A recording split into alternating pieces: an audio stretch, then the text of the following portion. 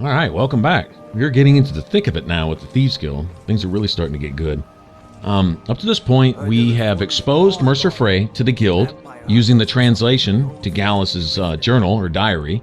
Okay, and what Gallus said there essentially was that he was suspicious that Mercer Frey had been stealing from the guild all along. Because he was, I don't know, he had this exceedingly lavish lifestyle, throwing gold everywhere, and living well above his means, so to speak, right? And I guess Gallus' suspicions eventually led to him being killed by Mercer. But on top of that, Mercer framed Karliah for it. All right, and then we also find out that they were members of this group called the Nightingales, a very small group dealing with Nocturnal herself, which I guess would be kind of the Daedric Prince of Thieves, Prince of Shadows anyway, dealing with subtle things having to do with luck and maybe passing a cloud in front of the moon to cast a shadow so a thief might get around the corner instead of getting caught, type of thing. And so she kind of influenced the guild's luck overall, and her displeasure has led to the guild falling on hard times, and this all directly due to Mercer Frey's treachery. But all of the Nightingales, well, Gallus is dead, right? And so Karliah has essentially held the brunt of that, being somewhat responsible, is not having prevented that, right? Because the Nightingales, their job was to basically be sentinels or guard the Twilight Sepulchre, which we'll find out more about that later also, all right? And so Karliah essentially failed in her duty in allowing Mercer Frey to get away with this stuff, although I don't know how she could have stopped it. Anyway, all right, so all this Thieves Guild stuff leading up to this point was basically Karliah drawing Mercer Frey out, all right? First she started doing some underhanded stuff, trying to drive a wedge between Maven Blackbriar and the guild, kind of leave the guild out on an island by itself, and Mercer Frey being the leader of the guild still, right? Because there was no suspicion that he'd killed Gallus. He'd put that off on Karliah. He'd framed Karliah for that murder. So Karliah had been plotting for years to find a way to expose Mercer Frey. So she brought the Thieves Guild out on an island, so to speak, and then tried to draw Mercer Frey out, and eventually basically cornered us at a place called Snowvale Sanctum. Well, interestingly enough, it was like a twofold thing, because Karliah is like really smart. Okay, she draws them to Snowvale Sanctum because she knows Mercer will go there, all right? She kind of like challenged him, so to speak, right?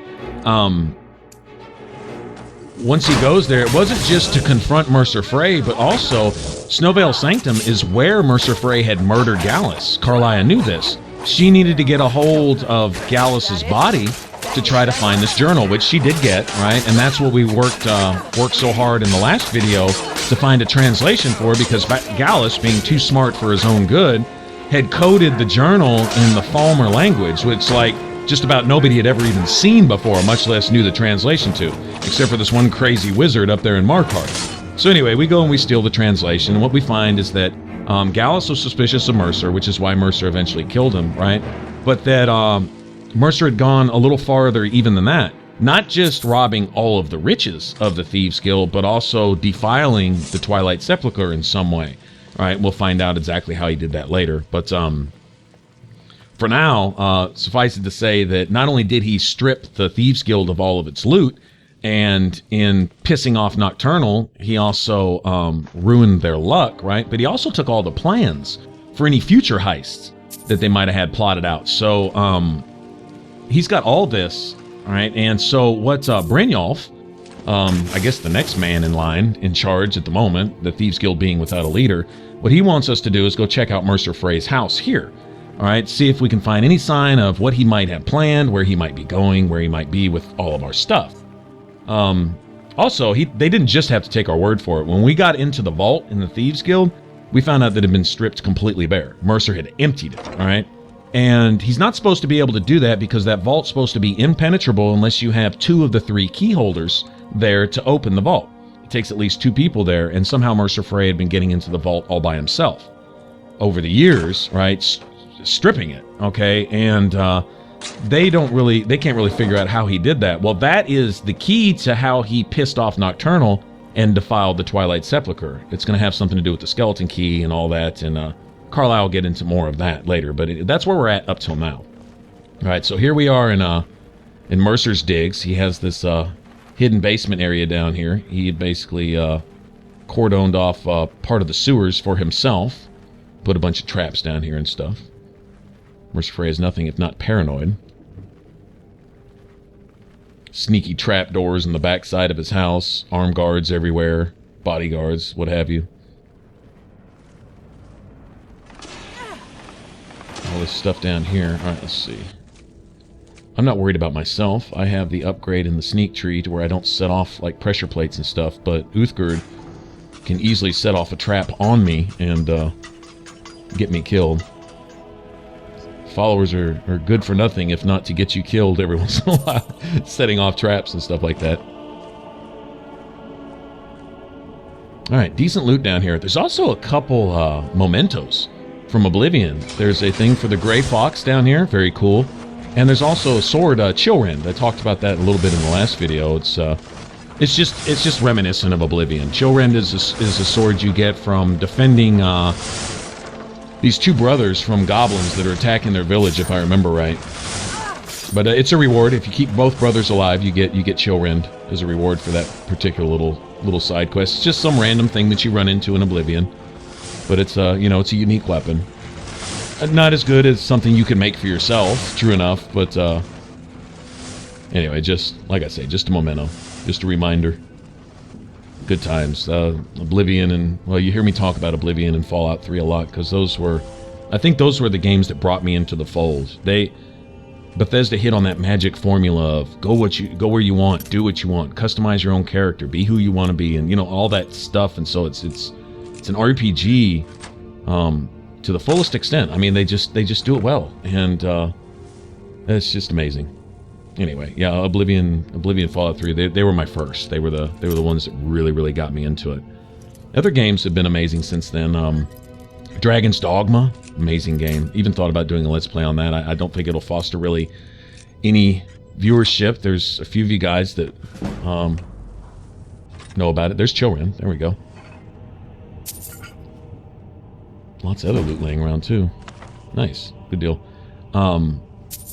Yeah, I don't know as far as views go. You know, I want to invest months into something where only 4 or 5 of you guys might. Although, I mean, I'm not saying it's not worth it. I mean, it is, but same token, I'd like to put time into stuff that, you know, more people would want to see. I don't know. If I get this outcry from all the viewers saying, do Dragon's Dogma now, damn it. Well, okay, I'll do it. That's fine. But anyway, amazing game, though. Amazing. Oh, you know, you do have a really cool character creation in that game. And then they have something called a pawn system, which is totally unique. And then the boss battles are just, oh my god. They're probably the best ever. You actually climb on bosses and hack and stab away at them and knock their armor off and poke them in the eye. And it's just awesome. Of course, Mass Effect, Dragon Age and stuff, you know, those games there. But I'd say Oblivion, that's where my heart's at. Not gonna lie. Oblivion and Fallout 3, those two right there. Being almost identical games. You know, Fallout is like kind of like Oblivion with guns in a way.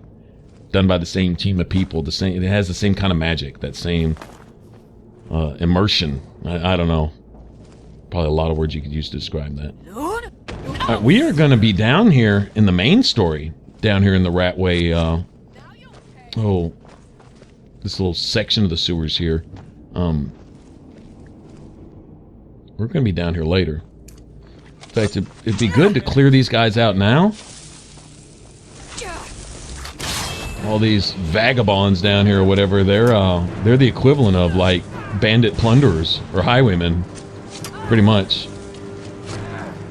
Notice one arrow almost did me in right there. But I don't think they come back. If we clear them out now, then we won't have to deal with them later.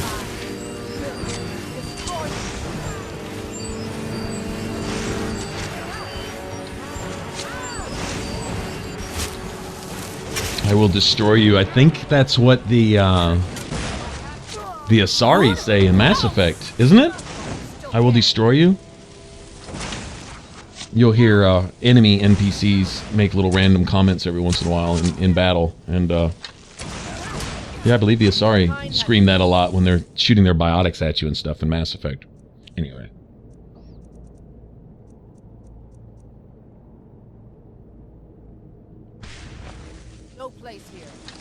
Alright, so we found some plans on that table there, and this is going to give us some idea of where Mercer Frey may be headed next, alright? We're going to go cut him off at the pass and deal with this once and for all. So we're kind of at the end of the main story for the Thieves Guild. There's still stuff to do, kind of like the Dark Brotherhood. There's things that you can continue to go on and do, right? Basically just to earn money. And Dark Brotherhood is the same way, just go earn money. But as far as the story goes, I don't think we'll get off into a lot of the tedious tasks and things. I haven't done a lot of them so far. I could. It's trophy related, actually, is restoring the Thieves Guild to its former glory, and it means doing a certain number of jobs. We've talked about this before, for Delvin and Vex, until you basically draw that city's attention, and then what happens is a certain person will contact you and want you to do a special job in that city. Once you've done one for every major city, then you get then you restore the Thieves Guild. You also get a fence in every city, and you fill up the Ragged Flagon area around the sign full of merchants. You get like a blacksmith and a mage guy and what have you. So I mean, it's worth doing as far as the game goes. It's something we probably won't get into. The town, and I've spoken to every contact we have left. No sign of Mercer. Any luck on your end? Shore's beard. He's going after the eyes of the Falmer? That was Gallus's pet project. If he gets his hands on them, you can be certain he'll be gone for good and set up for life. Agreed. He's taken everything the guild has left, and to go after one of the last greatest heists is just an insult. I've spoken to Karliah and made amends for how the guild's treated her. Now she wishes to speak with both of us. Quickly, we have no time to lose. Until next we meet, lass. I have everything you asked. Alright, so we found out just how bad Mercer had done the guild. Now we get to find out a little bit about the Nightingales. This is pretty cool. Let everybody take their places. Almost like a stage play, right? Not now, lass. Karliah said it was important.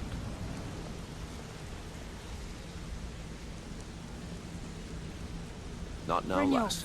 Karliah said it was important. Time has come to decide Mercer's fate. Until a new guildmaster is chosen, the decision falls to you. Aye, lass. And I've come to a decision. Mercer Frey tried to kill both of you.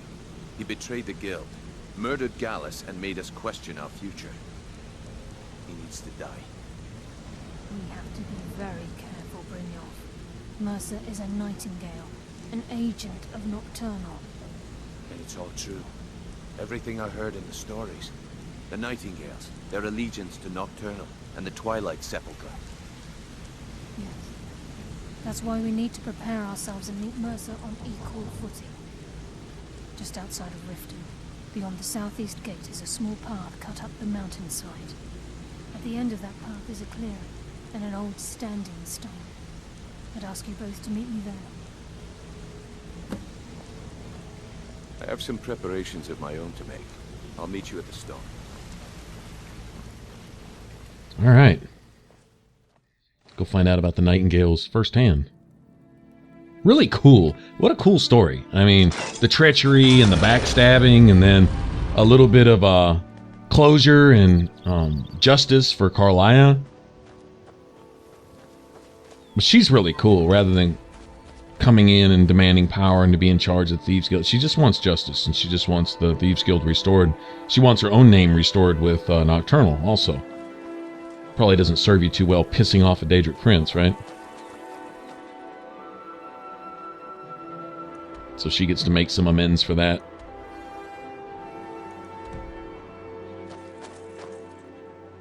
There's another standing stone back here. Don't remember exactly what this one does for you. Never really interested in much beyond the one that increases all of your skills a little bit, which we found over there by Markarth. What was it? The Lover Stone, I think? The Lover, the Lady? I think it was the Lover Stone. Anyway, it basically increases all of your skills as you use them, and there's a lot of skills I don't use a lot, like Restoration. You know, just to heal. Like, I'm not, you know, throwing up wards or throwing up anything other than, you know, basic healing spells. So it's not going to raise real fast. And so if I can get it to, you know, raise a little bit faster, that's obviously a bonus. And then other stuff. Of course, it's nice to have your smithing go up a little faster. Enchanting can never go up fast enough, as far as I'm concerned. And all that other good stuff. So yeah, that one stone, and I think everything raises 10% faster? 10 or 15% faster, instead of just one skill tree raising, what, 20% faster? I mean, it's great. I'll use that for a while until I reach whatever level I want to be, and then if I feel like it, I can go grab something else. Something maybe makes your health regenerate faster or something. I don't know. Doesn't really matter. I'm glad you're here.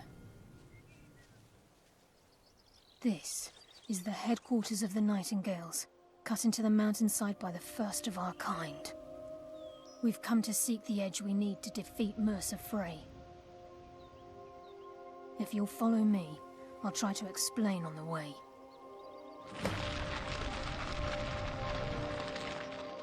Gallus, Mercer Frey and I were once members of what's known as the Nightingale Trinity. The Trinity disbanded 25 years ago when Mercer Frey betrayed us by slaying Gallus and dumping his body in the ruins of Snowvale Sanctum. Indirectly, the Trinity is usually selected from the ranks of the Guild, although its existence is a closely guarded secret. The Nightingales protect the Temple of Nocturnal, a place known as the Twilight Sepulchre. She's the mistress of night and darkness, and the patron of every thief in Tamriel. Nocturnal isn't one for worship and reverence. There are no priests and no sermons, no services, and no alms. She influences our luck, and in return, demands payment. You're closer to understanding than you realize. The only difference is she doesn't demand payment in the traditional sense, and sometimes the cost can be quite high. Whether you know it or not, Nocturnal dictates how well we perform as rogues.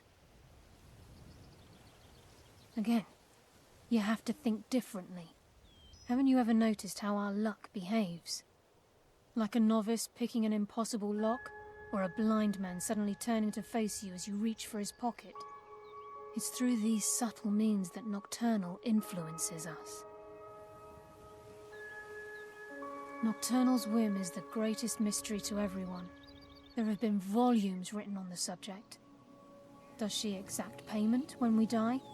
When we suffer, does she revel in our misery? No one knows. The return certainly seems worth the risk, though. It's my hope that you will, yes. This way, please. Alright, so we get to become a Nightingale. Alright, so Gallus is dead, and Mercer's obviously out of the fold. And so, we will replace them, essentially. Our character, Brynjolf.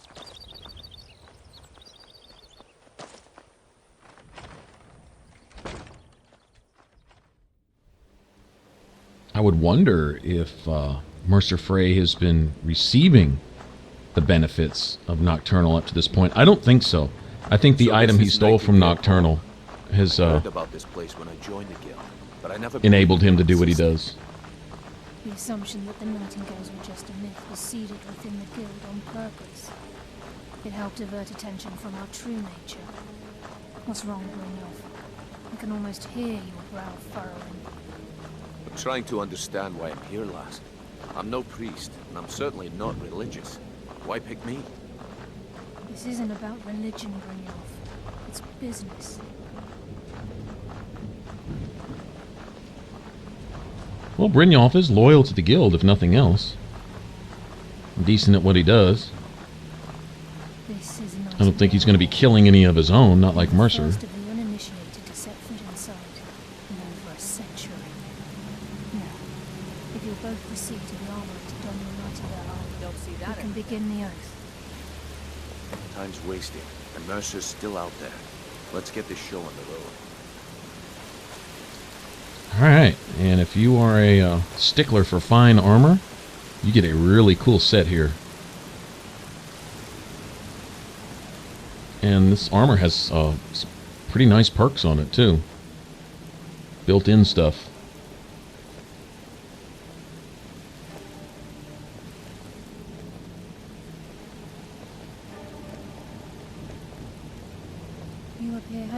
don your Nightingale armor. Let's try. Well, give me a chance. Time's wasted. Yeah, give me a Mercer's second. still out there.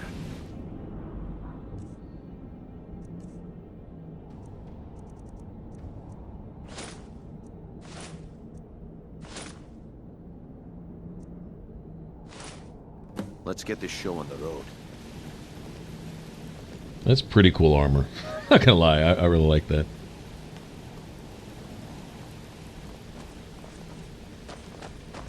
This is enough to make your head spin, eh?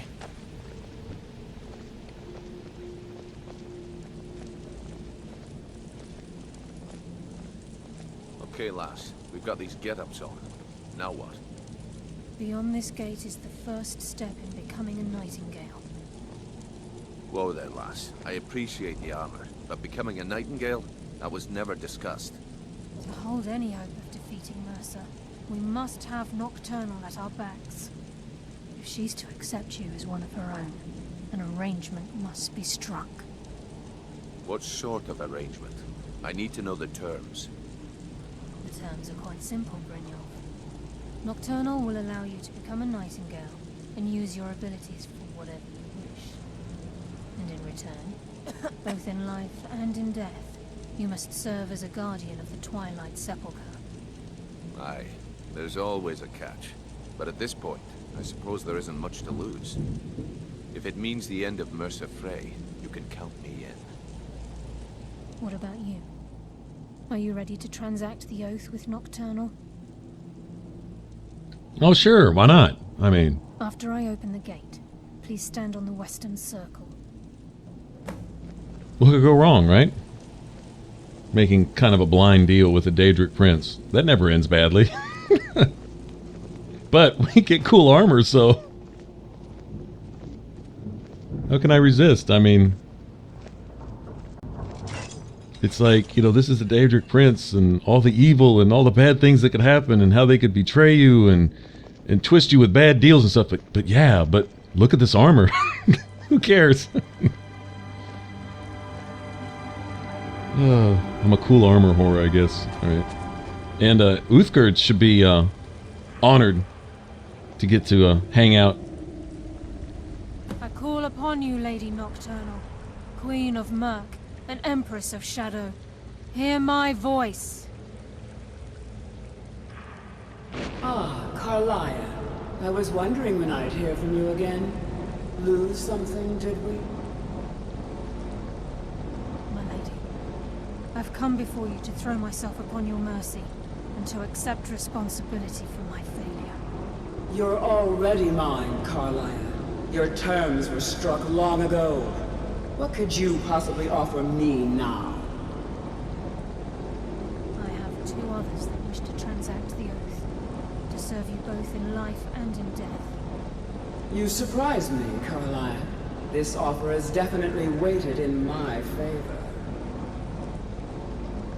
My appetite for Mercer's demise exceeds my craving for wealth and grace. Revenge. How interesting. Very well. The conditions are acceptable. You may proceed. Lady Nocturnal, we accept your terms. We dedicate ourselves to you as both your avengers and your sentinels. We will honor our agreement in this life and the next until your conditions have been met. Very well. I name your initiates Nightingale, and I restore your status to the same, Karliah. And in the future, I'd suggest you refrain from disappointing me again.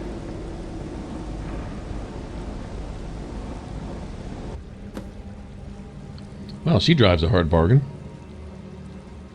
Yeah, that's, I guess, my character sold her soul for a sexy set of gear Now that you've that I'm not even going to wear. transacted the oath, Well, it's time to reveal the final piece of the puzzle to you. Mercer's true crime.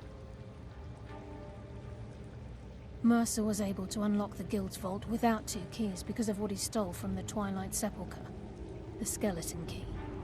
By doing this, he's compromised our ties to Nocturnal and, in essence, caused our luck to run dry. Well, yes, but the key isn't only restricted to physical barriers. All of us possess untapped abilities, the potential to wield great power securely sealed within our minds. Once you realize the key can access these traits, the potential becomes limitless. Good. Then you understand why this is about more than just Mercer's lust for power. If the key isn't returned to its lock in the Twilight Sepulchre, things will never be the same for the Guild. As time passed, our luck would diminish to the point of non-existence, and whether you know it or not, our uncanny luck defines our trade. Very true. In our line of work, it's quite rare we set out to return a stolen item to its rightful owner. Before we depart, Brynjolf has some business to discuss. I suggest you listen to him. Listen, lass. There's one last piece of business we need to settle before we go after Mercer. The leadership of the Guild. Listen, lass. There's one last piece of business we need to settle before we go after Mercer. Karliah and I had a long discussion before you arrived here. Thanks to your efforts, Mercer's treachery has been exposed. After we deal with him, all that remains is restoring the Guild to its full strength. As a result, we both feel that you have the potential of replacing Mercer as leader of the Thieves Guild. I've been at this game a long time, my friend. A long time. I've stolen trinkets from nobles and framed priests for murder. I'm good at what I do, maybe even one of the best, but it's all I know. I've never been one to lead. Never desired it, never cared for it. Don't want it.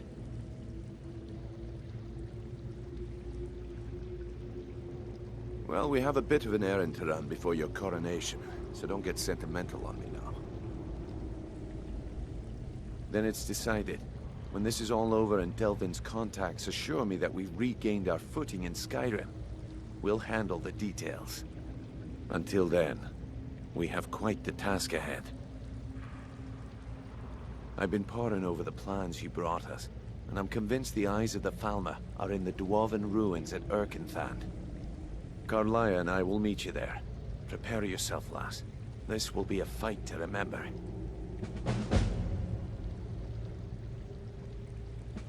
Aye, and some of what Karliah said is starting to make sense. Mercer may have damaged our reputation and raided our coffers, but this goes well beyond even his twisted form of larceny. Old Delvin kept calling it a curse, and we all laughed at him. Looks like the joke's on us.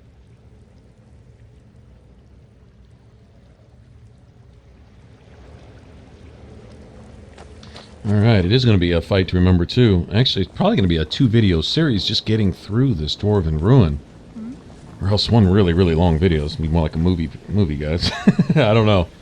See how that works out. But yeah, it's huge. I don't know that it's quite as big as Blackreach, but it's pretty big. And there's going to be a lot of Falmer there, and they're all going to be really high. It's going to be brutal, actually.